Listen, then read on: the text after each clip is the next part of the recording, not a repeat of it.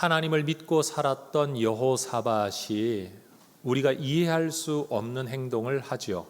아합이라는 사람과 서돈 관계를 맺으면서 나라의 안녕을 추구하는 겁니다.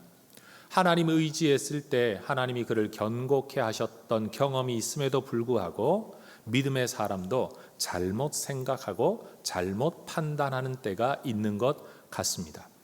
그런데 아합의 요청에 따라 전쟁에 참여했던 여호사밧은 하나님의 선지자의 말씀을 대놓고 무시하고, 그리고 선지자를 잡아 가두어라 라고 이야기하고, 자기 계획 따라, 자기 목표 따라, 자기 꾀를 따라 살 길 찾고 꿈 이루는 길을 가던 아합이 정말로 전쟁터에서 허무한 죽음을 맞이하는 것을 여호사밧은 목격했습니다. 이미 하나님은 믿고 있었습니다. 부분적으로는 잘못된 길을 걸었습니다. 그 과정 속에서 하나님이 한번 말씀하시면 반드시 그대로 되는구나 뼈저리게 경험하게 된 거지요. 그리고 내가 원하고 내가 계획하는 길과 하나님의 말씀으로 허락하는 길 또는 거부하는, 금지하는 길이 있다는 사실을 그런 인생의 경험 속에서 배워가고 있었던 겁니다. 이 사건 이후로 여호사밧은 내 뜻과 하나님의 뜻에 대하여 깊이 고민하게 되었습니다. 내 생각과 하나님의 생각이 충돌될 수도 있다는 생각 때문에 굉장히 많은 묵상을 하게 되었습니다. 그래서 여호사밧은 아합이 죽는 전쟁의 경험 이후로 하나님의 뜻에 합하게 하나님 기뻐하시는 삶을 살아가려고 무진 애를 씁니다. 그게 19장에 나오는 이야기입니다. 그럼에도 불구하고 그를 찾아와서 전파했던 선지자의 예언의 말씀을 그가 잊어버릴 수가 없었습니다. 왜냐하면 하나님은 한 번 말씀하시면 반드시 이루신다는 것을 아합 사건을 통해 경험했기 때문에 내게도 한 번 선포되어진 말씀은 반드시 이루어지겠구나라는 생각을 했던 거죠. 그런데 그 말씀이 그리 좋은 말씀이 아니었습니다. 하나님을 미워하고 악을 행하는 이 아합과 함께 사랑하며 지내는 것이, 가까이 지내는 것이 옳습니까? 이 일 때문에 하나님의 진노가 당신에게 임할 겁니다. 여러분, 믿음 안에서 하나님 안에서 올바로 살려고 애를 쓰면서도 귀에 쟁쟁하는 소리가 들리는 거죠. 하나님의 진노가 임할 겁니다. 하나님의 진노가 임할 겁니다. 그런 중에 갑자기 모압, 암몬 그리고 마온 사람들이라는 3개 나라의 이 족속의 연합군이 이 남유다를 쳐들어 온 겁니다. 덜컥 여호사밧 마음에 두려움이 생겼습니다. 전쟁 자체도 두려운 일이기는 하지만 혹시라도 이 전쟁이 하나님의 진노 때문에 생긴 일이 아닐까, 바로 그 생각 때문에 두려웠던 거죠. 여러분, 전쟁이 일어나면 왕은 누구보다도 먼저 앞서 계획을 세우고 그리고 맞서 싸우는 것이 당연한 반응입니다. 그런데 여호사밧은 내가 전쟁에 맞서 싸우는 것보다도 이것이 하나님의 진노라면 어떻게 해야 되나, 그 마음의 염려와 두려움 때문에 전쟁하기 이전에 하나님 앞에 먼저 엎드려 기도합니다. 그리고 하나님 앞에 드렸던 기도가 20장 12절에 나오는 거죠. 하나님, 우리가 대적할 능력이 없고 어떻게 할 줄도 알지 못하옵고 오직 주만 바라보나이다. 여러분, 우리가 하나님 앞에 드리는 기도는 여러 종류입니다. 당장 어려움을 만나면 하나님 구원해 주십시오, 건져 주십시오라는 기도를 할 수 있죠. 그리고 때로 우리가 정말 원하는 소원이 있으면 하나님 앞에 강청하는 기도를 하기도 합니다. 그런데 지금 여호사밧이 하나님께 드린 기도는, 하나님, 문제는 만났는데 나는 어떻게 반응해야 되는지 모르겠습니다. 싸우긴 싸워야 되겠는데 혹시라도 이 싸움이 하나님과 맞서는 꼴이 될까 봐 두려워서, 군사가 없어서가 아니라 확신이 없어서 움직이지를 못하겠습니다. 하나님, 어떻게 하면 좋습니까? 인도해 주십시오. 이 삶에 대한 대처와 모든 방향을 하나님께 맡겨드리면서 일종의 주권 이양의 기도를 지금 여호사밧이 하나님께 드리고 있는 겁니다. 여러분, 여호사밧 이야기에서 우리가 꼭 배워야 할 것이 바로 이겁니다. 하나님께서는 인간의 삶, 자신의 삶을 살아가는 중에라도 자신의 삶의 어떤 자리를 하나님께 내어드리고 하나님의 지혜를 구하고 뜻을 구하고 능력을 구할 때 하나님은 반드시 개입하신다는 겁니다. 어떤 철학자들은 말을 합니다. 세상이 하나님이라는 어떤 존재가 맞는 것 같기는 하다. 굉장히 철두철미한 원칙 속에 있는 것을 볼 때 저절로 생겼다고 말하기는 힘들다. 그러나 그 신은 완벽한 세상을 만들어 놓고 그리고는 관여하지 않는다. 이런 철학적 견해를 가진 사람들이 많습니다. 그러나 성경은 말합니다. 하나님은 세상에 개입하시고 간섭하시고 섭리하시는 하나님이라고 성경이 말합니다. 특별히 무엇을 통해서 그러냐? 믿음을 통해, 기도를 통해 우리 하나님 그렇게 일하신다는 겁니다. 여러분, 하나님은 직접 말씀하시는 경우, 꿈이나 환상을 통해 말씀하시는 경우도 성경에 보면 굉장히 많은데, 여호사밧이라는 한 사람의 경우를 두고 보면 하나님은 여호사밧에게 언제나 사람 선지자를 통해 말씀하셨습니다. 18장을 보면 미가야라는 선지자가 등장해서 아합 앞에서 함께 선언하는 이야기를 듣죠. 19장에는요 여러분 예후라는 선지자가 등장해 하나님의 뜻을 선포합니다. 그리고 오늘 본문 20장에서는 야하시엘이라는 선지자가 등장해 하나님의 뜻을 전합니다. 저는 사람을 통해 전달되어지는 하나님의 음성이 있다라는 것을 우리 혜성 가족들이 먼저 인정하시고 그리고 그 음성도 들으려고 하는 하나님의 백성들 되시기를 주의 이름으로 부탁을 드립니다. 여러분, 이런 경험 혹시 있으십니까? 어떤 사람이 나보고 어느 자리에 같이 가자라고 요청을 해서 따라갔습니다. 그런데 가보니 그 사람은 다 아는 사람이고 그 사람의 자리도 있고 그들이 하고 있는 대화는 참 즐거운데 나는 알고 보니까 낄 자리가 아니었던 거예요. 내 자리도 없어요. 내가 왜 왔나 하는 눈빛으로 사람들이 나를 쳐다보는 것 같아요. 그리고 내가 말을 하기를 사람들이 기대하지도 않아요. 이럴 때 우리가 쓰는 말이 꾸어다 놓은 보리자루 같다, 이런 말 쓸 때가 있지 않습니까? 여러분, 사람 관계 속에서도 아무리 똑똑한 사람, 유능한 사람, 훌륭한 사람이라고 할지라도 그 사람의 자리가 없으면, 그 사람과 관계를 맺지 않으면, 그 사람이 어떤 역할과 말을 하도록 다른 사람들이 기대하고 있지 않다면 그 사람은 그 자리가 굉장히 불편한 자리가 됩니다. 저는 이 이야기를 우리의 신앙에서 한번 적용해보고 싶습니다. 여러분, 우리의 삶에는 하나님의 자리는 있습니까? 하나님께서 말씀하실 여지를 우리는 들여놓고 있습니까? 가는 사람이야 편안하니까, 아는 자리니까, 너무 익숙한 자리니까 같이 가, 괜찮아 라고 불렀을지 몰라도 여러분, 따라오는 그 사람도, 내가 가서 만나는 그 모든 사람들도 이 사람과 관계도 없고 들으려고 하지도 않고 초청도 하지 않았고 그 사람의 자리가 없다면 여러분, 이 사람이 얼마나 불편하겠습니까? 우리는 때로 하나님의 음성을 듣고자 합니다. 그런데 하나님의 음성을 듣고 싶어 하면서도 정작 하나님이 말씀하실 시간을 내어드리지 않고 말씀하시는 것을 들으려고 하지도 않습니다. 하나님이 내 삶에 함께 하시면 좋겠다라고 기도하면서도 정작 내 삶에 하나님의 여지를 만들어 놓고 있지 않은 경우가 너무나도 많다는 겁니다. 여러분, 우리 개신교인들이 기도할 때 기도는 하나님께 아뢰는 것, 하나님과 대화하는 것이라고 머리로는 알면서도 정작 우리는 기도라는 것은 여러분, 부르짖는 것, 간청하는 것, 하나님께 말하는 것이라고 이해를 합니다. 그래서 우리 개신교인들에게 익숙한 기도의 영성은 부르짖는 기도죠. 간구하는 기도죠. 근데 뭐가 약하냐? 듣는 기도가 약하다는 거예요. 우리는 기도를 하다가 기도할 말이 떨어지면 기도를 맞춰버립니다. 일어서서 집에 가버립니다. 열심히 기도하다가 할 말이 줄줄줄줄 흘러나오는 사람을 기도 잘하는 사람이라고 이야기를 하지, 또박또박 천천히 말을 하거나 말하는 가운데 들으려고 침묵하는 사람을 기도 잘하는 사람이라고 인정하지를 않습니다. 굉장히 이상한 영성을 가지고 있는 거죠. 여러분, 우리는 정말로 우리의 삶에서 하나님의 자리, 하나님이 말씀하실 시간과 여지를 내어드리게 되기를, 오늘 이 설교를 기점으로 그런 신앙을 가지게 되기를 주의 이름으로 부탁을 드립니다. 여러분, 새겨 듣겠다는 마음의 준비가 없으면, 하나님이 말씀하실 시간을 내어드리지 아니하면 우리 하나님도 말씀하시지 못할지도 모릅니다. 한번 따라해 볼까요? 기도하는 사람에게, 하나님을 바라보는 사람에게 듣고자 하는 사람에게 사람을 통해 말씀하셨습니다. 그것이 바로 여호사밧이라는 인생을 두고 보았을 때 하나님이 그에게 말씀하신 하나님의 원리들이에요.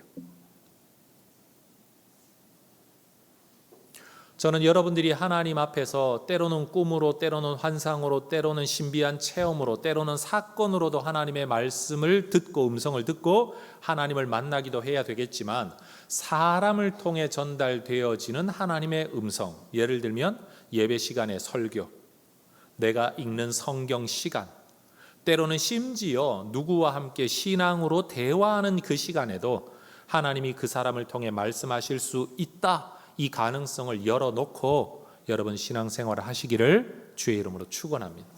많은 사람들은 신앙은 하나님과의 관계다라는 이론 하나만 내세우면서 사람에 대해서는 철저하게 무시하고 오직 직접 계시, 그것 하나만을 바라보는 사람들이 있는데, 여러분 성경에서 하나님이 말씀하시는 방법은 다양하고 그 중에 하나님이 여호사밧에게 하셨던 특별한 말씀의 통로는 사람이었다. 여러분 이거 꼭 잊지 마시기를 바랍니다.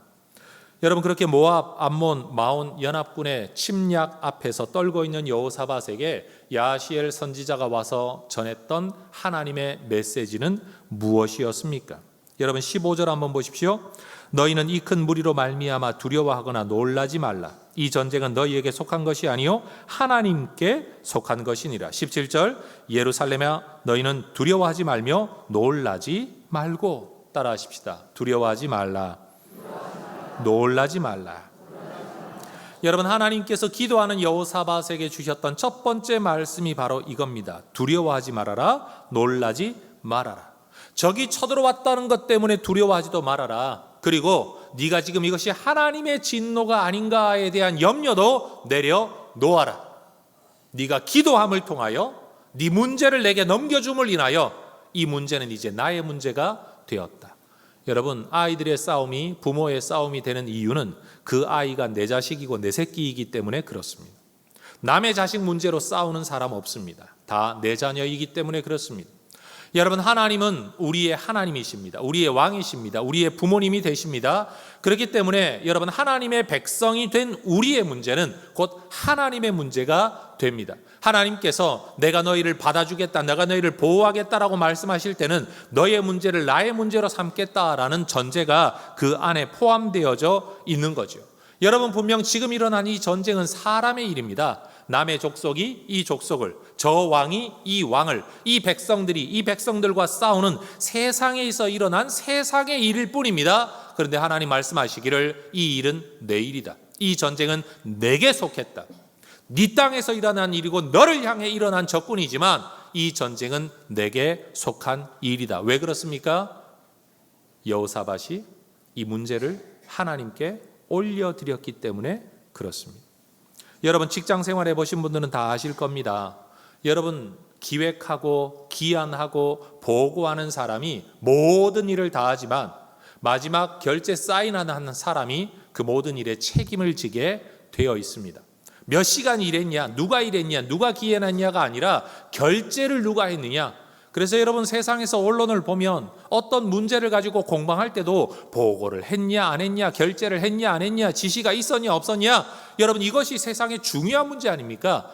여러분 신앙에서도 마찬가지입니다. 내가 내 인생을 결정하고 살아가면, 결정권을 내가 쥐고 살아가면 결과에 대한 책임도 내가 져야 합니다. 그러나 여러분 결재권과 결정권을 하나님 앞에 맡겨드리면 내 인생에 나타난 모든 일의 책임도 하나님께서 져 주실 줄로 믿습니다. 여러분 이건 굉장히 중요한 일입니다. 여러분 능력도 부족하고 지혜도 부족하고 한 치 앞도 내다보지 못하는 내 자신이 내 인생을 책임지겠다라고 여러분 그렇게 아무리 머리를 싸매지고 고민하며 열심으로 살아도 사실 우리는 우리 인생을 책임지지 못합니다. 베드로 전서 5장 7절은 말씀합니다. 너희 염려를 다 주께 맡기라. 이는 그가 너희를 돌보심이라. 따라하십시다. 맡기라. 돌보심이라. 맡겼기 때문에 돌보실 것입니다. 그런데 맡기지 않으면 어떻게 될까요? 돌보지 않으십니다. 여러분, 하나님께서는 자신의 뜻이 있고 능력이 있고 계획도 있지만 우리 삶의 주권과 결정권을 누구에게 내어드리느냐에 따라서 그런 자기 인생에 대한 책임을 져야 합니다. 예수님은 가룟 유다를 제자로 불렀습니다. 예수님의 뜻에 유다가 자기 인생을 맡기고 자기 신앙을 맡기고 자기 생각을 맡겼다면 그는 아마 계속 성경이 기록하는 제자로 남았을 겁니다. 그런데 그는 자기 판단으로 예수를 거부했습니다. 하나님의 뜻을 거부했습니다. 그러고는 자기 인생에 대한 책임을 질 능력이 없어 여러분 스스로 목매어 달아 죽고 말았습니다. 여러분, 우리는 우리 인생을 살아가지만 알고 보면 내 인생을 책임질 만한 능력도 없는 사람들 아닙니까? 우리 하나님 앞에 여러분의 염려를 다 맡겨드리시기를 주의 이름으로 축원합니다. 그러면 하나님 말씀하십니다. 두려워하지 말아라. 염려하지 말아라. 내가 네 문제를 내 것으로 삼겠다. 그리고 하나님께서 두 번째 여호사밧에게 주신 말씀이 있습니다. 16절입니다. 내일 너희는 그들에게로 내려가라. 17절 내일 그들을 맞서 나가라.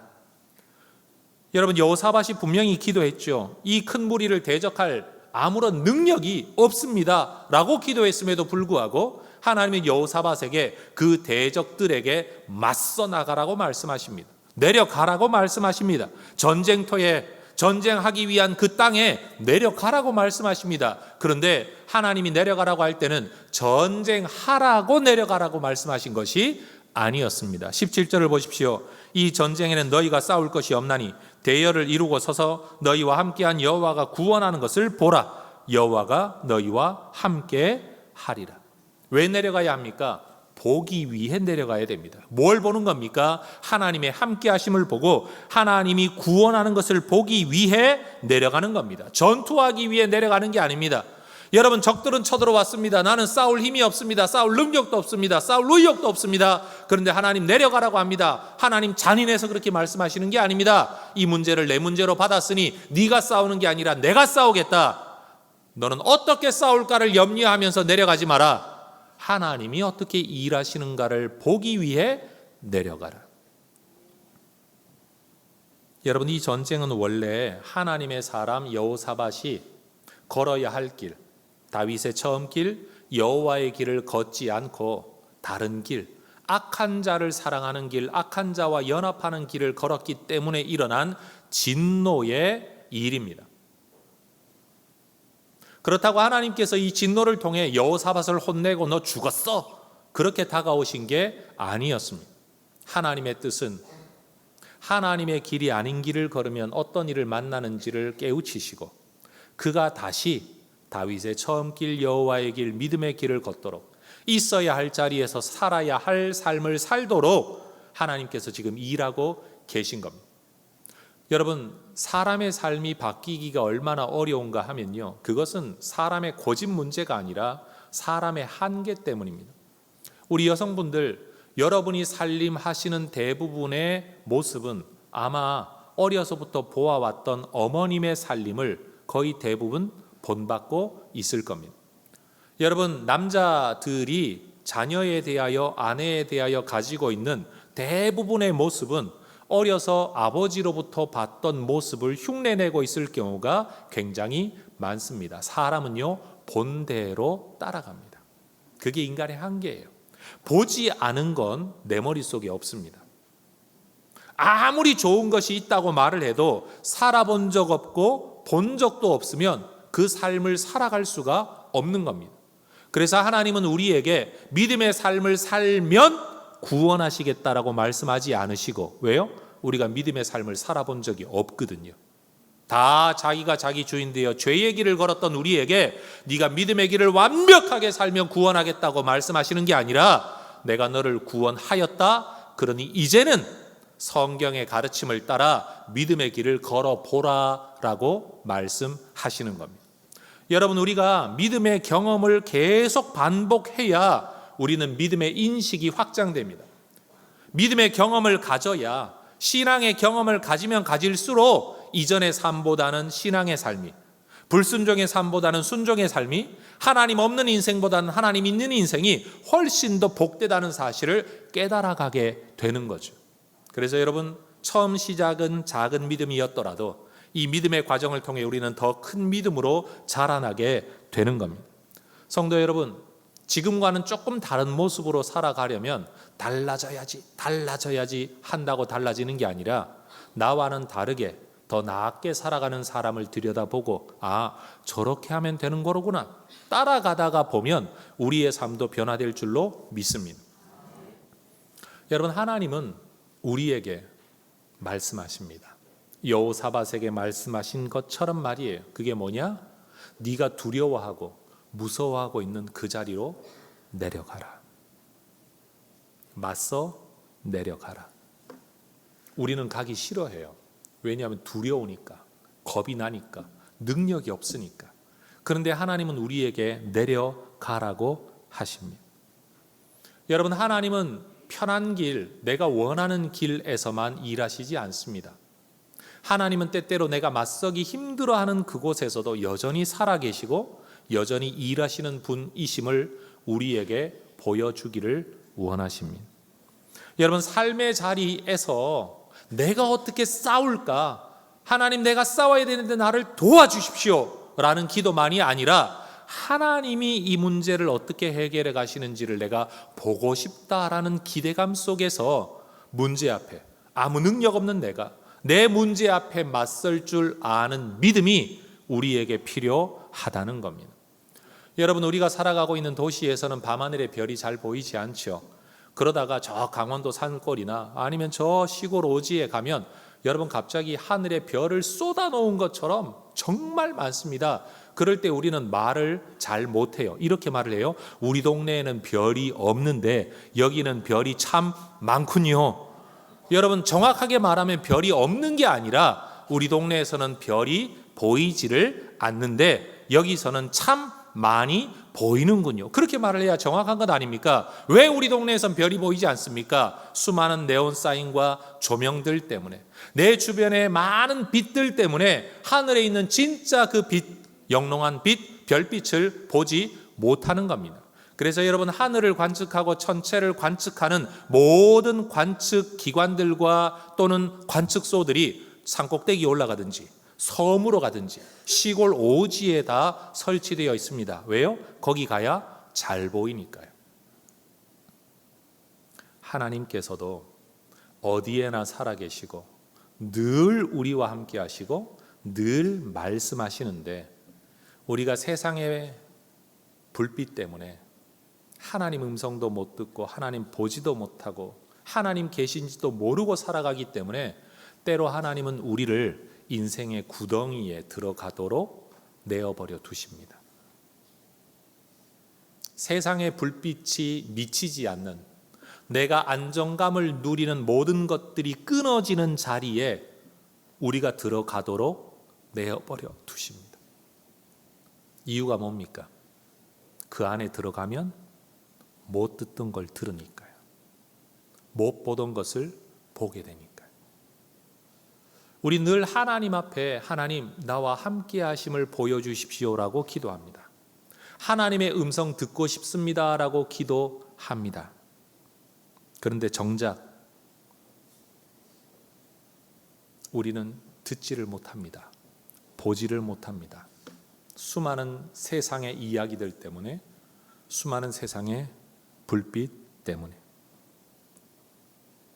하나님을 섬기는 우리 그리스도인들에게, 성도들에게 우리의 삶의 자리는 그저 고통, 피해야 할 불안과 고통, 두려움의 자리가 아니라 하나님이 계신 자리요, 하나님이 일하실 자리인 줄로 믿습니다. 여러분, 목사가 인생을 사는 동안에 어디에서 가장 많은 하나님의 은혜를 경험하겠습니까? 어떤 자리일까요? 그건 교회 아닙니다. 성도들과 더불어 살아갈 때입니다. 내 삶의 자리, 거기에서 저는 하나님의 역사를 봅니다. 그렇다면 여러분들은 어디에서 하나님의 역사를 볼까요? 여러분, 세상 일주일은 다 헛된 삶이고 오직 주일날 예배 드리는 것만이 진짜 하나님 기뻐하시는 자리다, 이거 잘못된 가르침입니다. 여러분 가정에서 직장에서 살아가는 그 모든 삶의 자리에 하나님 함께 하십니다. 때로는 너무 많은 문제가 있어서 교회당에 올라와 기도를 하면 하나님 들어주실까 하고 우리의 마음은 자꾸만 예배당으로만 향하고 있지만 사실 하나님이 일하실 자리는 교회당이 아니라 바로 그 삶의 자리, 문제의 자리인 줄로 믿습니다.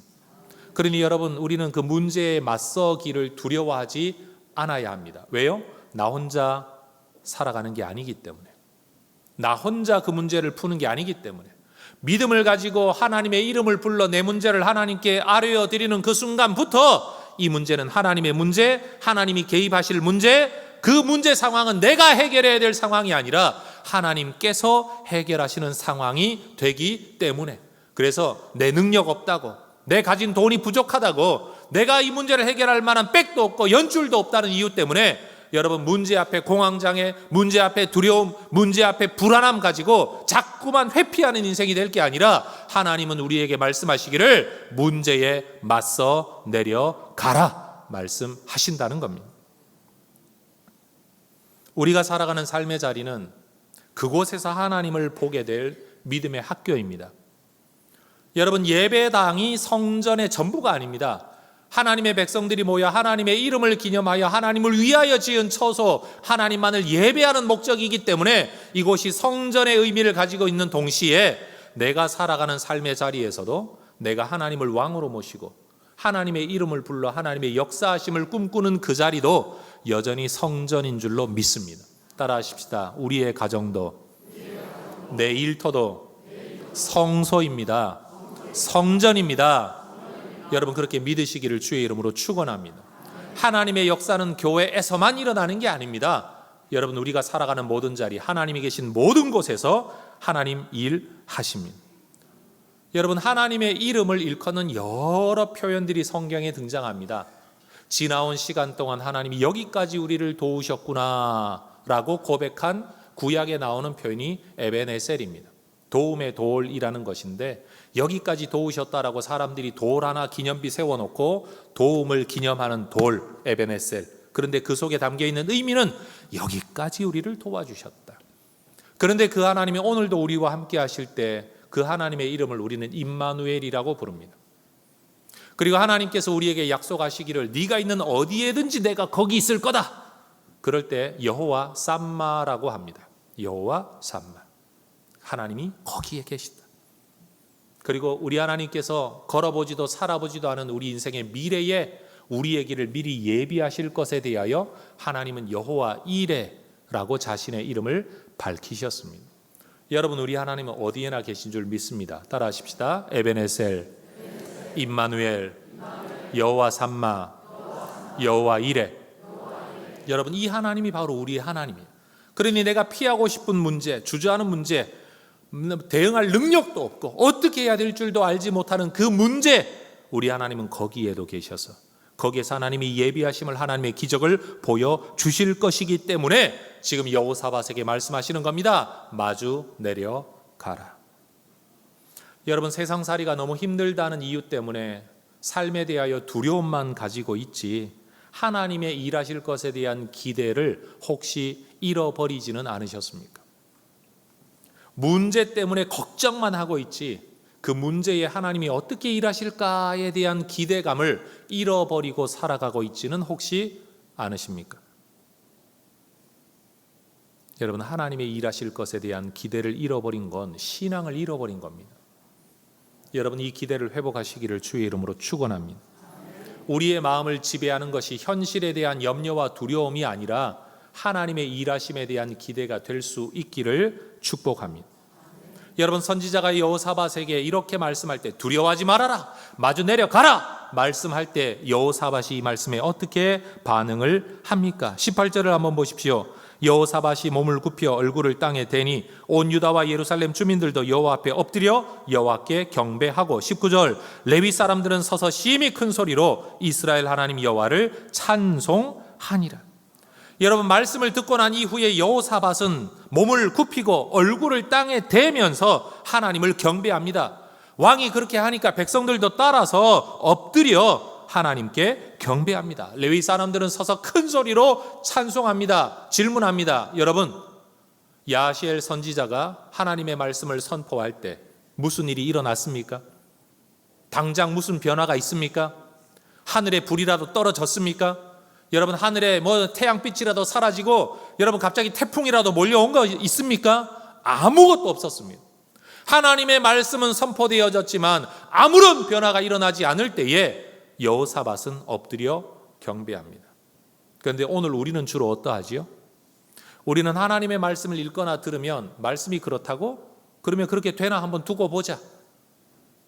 그러고는 무슨 일이 일어나면 그 다음에서야 하나님을 찬양합니다. 말씀하시더니 그대로 되었군요. 하나님을 찬양합니다. 이게 우리의 신앙의 패턴이에요. 말씀, 결과, 찬양. 이게 우리의 패턴이란 말이죠. 근데 여호사밧은 어떻게 합니까? 말씀이 결과를 가져오기도 전에 먼저 경배합니다.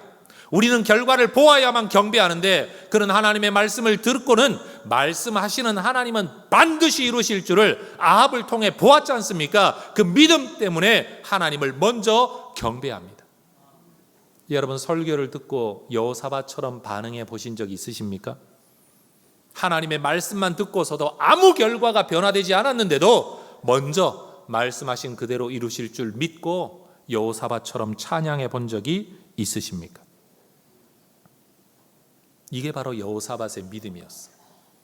이게 바로 그의 믿음의 성장이었어요. 삶의 굴곡 속에 믿음 살다가 여러분 불신앙으로 굴러떨어졌다가 그 앞에서 잘못된 경험 속에서 두려워서 다시 하나님께로 돌아왔다가 그렇게 늘 갈지자 인생을 살아가고는 있지만 그래도 여호사밧 안에 있었던 하나님을 향한 경배의 마음이에요. 그리고 그는 순종합니다. 20절, 이에 백성들이 아침에 일찍이 일어나서 드고와 들로 나가니라. 맞서 내려가라 했던 그 말씀 그대로 아침에 일찍이 일어나 나갔다. 창세기 22장에 보면 하나님께서 아브라함에게 말씀하시기를 네 아들 바치라 했을 때 아브라함이 아침에 일찍이 일어나 말씀하신 모리아 산으로 갔다. 그렇게 기록되어 있습니다. 믿음의 사람들의 반응이 바로 이거예요. 말씀하면 지체하지 않습니다. 토시달지 않습니다. 따지지 않습니다. 순종했던 겁니다. 지금 성경의 기록자는 여호사밧이 마치 아브라함처럼 즉각적으로 순종했다는 것을 말하기 위해 창세기 22장에 나와 있는 기록의 패턴을 그대로 가져와 여호사밧에게 사용하고 있는 거죠. 그게 다가 아닙니다. 여호사밧은 자기 혼자만 순종한 게 아니라 20절, 너희는 너희 하나님 여호와를 신뢰하라. 그리하면 견고히 서리라. 그의 선지자들을 신뢰하라. 그리하면 형통하리라 라고 백성을 권면합니다. 백성에게 설교하고 있습니다. 여호사밧은 왕입니다.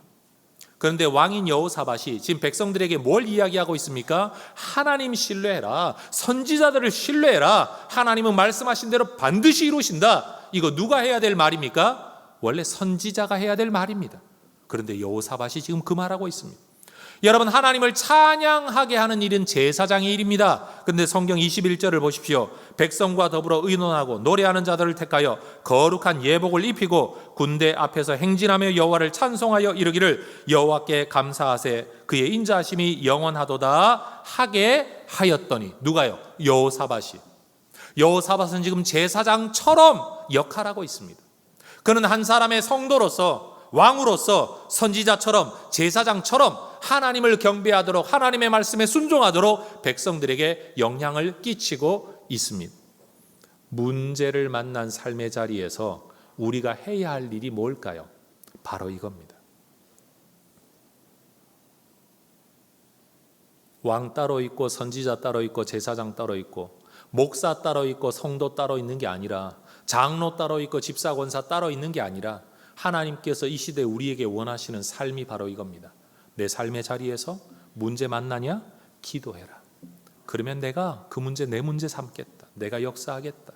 그러면 그 말씀 앞에 찬양하고 경배하고 다른 사람 설득하고 다른 사람 권면해서 하나님의 일하심을 함께 보자고, 순종의 길을 걷자고 격려할 때, 그때 우리 하나님 하신 일이 뭡니까? 22절 23절 같이 읽겠습니다. 그 노래와 찬송이 시작될 때에 여호와께서 복병을 두어 유다를 치러 온 암몬 자손과 모압과 세일산 주민들을 치게 하심으로 그들이 패하였으니 곧 암몬과 모압 자손이 일어나 세일산 주민들을 쳐서 진멸하고 세일 주민들을 멸한 후에는 그들이 서로 쳐 죽였더라. 하나님께서 기적을 베푸십니다. 그런데 하나님이 초자연적인 모습으로 나타난 건 없었습니다. 하나님이 복병을 두었다. 숨길 복자, 병력할 때의 병자입니다. 여러분, 숨겨놓은 병력, 복병. 하나님은 지금 남유다의 여호사밧 그리고 세 민족의 연합군이 맞서 싸울 때 이 문제를 해결하기 위해 애굽의 군대나 다른 나라의 군대 제3의 병력을 불러오지 않으셨습니다. 성경은 복병을 두었다. 이 문제를 해결하기 위해 복병을 두었다라고 말하지만 23절은 곧 그 복병이 누구냐라는 것을 설명하는데 읽어보면 정말 어이없는 일이 벌어지죠. 세 민족이 연합해서 쳐들어왔는데 갑자기 두 민족이 연합해서 한 민족을 다 멸해버립니다. 그리고는 남아있는 두 민족이 또 적이 되어 서로 싸우는데 서로 다 죽을 때까지 전쟁했다는 겁니다. 하나님의 초자연적인 손길은 하나도 나타난 거 없습니다. 그런데 하나님이 여호사밧을 구원하십니다. 하나님이 숨겨둔 복병은 눈에 보이는 물리적인 세력, 군사력이 아니었습니다. 사람들의 판단을 흐리게 하는 것이었습니다. 군대에서 자주 쓰는 용어는 PR을 구분해야 된다, 이런 말을 잘 쓰거든요. 적군과 아군을 구분해야 되는데 이들은요, 남유다를 공격하기 위해 와놓고도 어떤 이유 때문인지 자기들끼리 분란이 일어나, 자중질환이 일어나 자기들끼리 싸우다가 자기들끼리 전멸했습니다. 여러분, 우리 하나님께서 사람의 판단력 한 번만 살짝 흐트러 놓으면 아무리 똑똑하고 아무리 많이 배우고 아무리 경험 많은 사람도 실수하게 되는 줄 우리는 잘 압니다. 아무리 건물을 튼튼하게 지어도 땅 몇 번 흔들리고 나면 다 허물어지는 것 우리가 너무 잘 알지 않습니까? 여러분, 사람의 능력, 사람의 지혜는요, 언제 어떻게 될는지 몰라요. KBS에서 여러분 특별한 스페셜 다큐멘터리 만들었다 그래서 찾아본 게 있습니다. 치매에 관한 어떤 프로그램이었어요. 우리 교회도 어르신들이 많아서 이 문제 관심 가지고 봤더니만 서울대학을 졸업했는데 수학 교사까지도 했는데 이 공무원도 했는데 이 모양 저 모양들의 어르신들이 소위 말해서 뇌의 손상을 입어서, 부분적인 손상을 입어서 뇌 기능이 떨어져서 좀 전에 만난 사람도 기억하지 못하고 아내가 종이까지 써줘서 토마토 사오라고 했는데 가가지고는 사과만 사들고 들어오고, 여러분 저희 장인 어른께서도 치매로 세상을 떠나셨거든요. 여러분, 정말로 사람이 얼마나 똑똑하냐, 얼마나 경험이 많으냐, 이게 정말 아무것도 아니라는 사실을 우리는 보게 되죠. 여러분, 이런 일은 허구적인 이야기 같으십니까? 절대로 일어나지 않는 일 같으십니까? 여러분, 평생을 함께 하겠다고 의형제라고 동업했던 사람들이 여러분 절천지 원수가 되는, 여러분 그런 일들 보지 않습니까? 형제지간에도 돈 몇 푼 때문에 여러분 진짜 상대방의 목숨, 심지어 부모의 목숨, 자식의 목숨까지 빼앗는 이 이상한 세상, 그들의 머릿속에, 생각 속에 판단력이 흐려지면 무슨 일을 하는지 우리는 알 수 없는 존재입니다. 하나님에게는 그런 능력이 있고 사람에게는 그런 약함이 있습니다. 여러분, 하나님은 말 그대로 천사 하나 보내지도 않고서 이 문제를 해결하셨습니다. 여호사밧 칼 하나 뽑지 않고 이 전쟁에서 승리했습니다. 여러분, 하나님께서 우리 편 들어주시면 이런 일이 일어나게 될 줄로 믿습니다. 우리는 돈이 있어야 해결할 수 있습니다라고 탄식할 때 하나님은 난 돈 없어도 해결할 수 있어. 하나님, 빽이 있어야 해결할 수 있겠습니다. 힘과 권세가 있어야 되겠습니다. 탄식하는 우리에게 아니, 나는 그것 없어도 해결할 수 있어. 여러분, 그렇게 말씀하시는 줄로 믿습니다. 근데 여러분, 이런 기적 같은 일이 언제 일어났습니까? 여러분 22절 한번 보시겠습니까? 22절의 시작은 이렇게 되어 있습니다. 그 노래와 찬송이 시작될 때. 하나님의 기적이 언제 일어났느냐? 찬송이 시작될 때. 따라 하십시다. 기도가 시작될 때 하나님이 일하십니다. 경배가 시작될 때 하나님이 일하십니다. 순종이 시작될 때 하나님 일하십니다. 여러분, 우리가 어떻게 할 줄도 알지 못하는 상황에서라도 내가 기도하면 하나님 들어주실 줄 믿고 믿음으로 기도하는 사람, 말씀하시면 반드시 그대로 될 줄로 믿고 말씀만 듣고서도 찬양하고 경배하는 사람, 말씀하신 내용 그대로 될 줄로 믿고 나는 두려워 내려가지 못하고 피하고 싶었는데도 내려가라 하시니 즉각 순종하여 내려가는 사람, 여러분, 바로 그런 사람에게 하나님은 기적을 베푸십니다. 성도 여러분, 저는 여러분들에게 믿음이 있다 없다 이런 말 하고 싶지 않습니다. 왜냐하면 저도 믿음이 있을 때도 있고 없을 때도 있으니까요.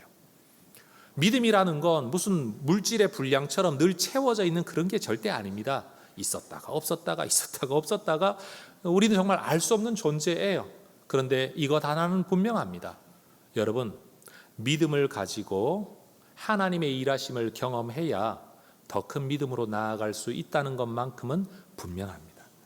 살던 대로만 살아가지고서는 하나님의 기적을 경험하는 자리에 가지 못하고 하나님의 일하심을 보지 못하는 사람이 믿음이 성장할 일도 없죠. 당연하지 않습니까? 성경 읽지 않으면 하나님 뜻 모르고, 하나님 뜻 모르는데 하나님 뜻대로 살 수 없고, 하나님 뜻대로 살지 않는데 하나님의 복을 받을 수 없는 겁니다. 여러분, 성경 읽으시기를 주의 이름으로 축원합니다. 설교 귀로만 듣지 말고 마음으로 듣고 여호사밧처럼 경배로 반응하면서 한번 순종해 보십시오. 하나님께서 일하실 줄로 믿습니다. 기도한다고 하나님 다 들어주십니까? 이런 소리 하지 말고, 그럼 기도 안 하고 평생 살아보시든지요. 여러분이 문제 해결할 수 있으면. 그런데 그런 능력이 없다는 거 인정하시면 하나님 앞에 엎드려 기도하면 하나님 어떻게 일하시는지를 내가 보겠다, 그 마음 가지고 여러분 기도의 생활 한번 시작해 보시기를 주의 이름으로 축원합니다. 그 길 외에 신앙의 길이 뭐가 있겠습니까? 신앙생활 힘들다 복잡하다라고들 말씀하시는데 알고 보면 굉장히 단순하지 않습니까? 하나님 신뢰하고 말씀대로 따라가고 어려운 일 있으면 기도하고, 여러분 그거 외에 신앙의 길이 사실 뭐가 있습니까? 여러분, 이 단순한 신앙의 길, 믿음의 길 흔들리지 말고 끝까지 걸어가시기를 축복합니다. 따라하십시다. 너희 하나님 여호와를 신뢰하라. 그리하면 견고히 서리라. 하나님의 선지자를 신뢰하라. 그리하면 형통하리라. 찬송하며 순종하라. 그리하면 기적을 보리라. 여러분, 이 길이 견고함의 길, 창대함의 길, 복의 길이 될 줄로 믿습니다. 기도하겠습니다.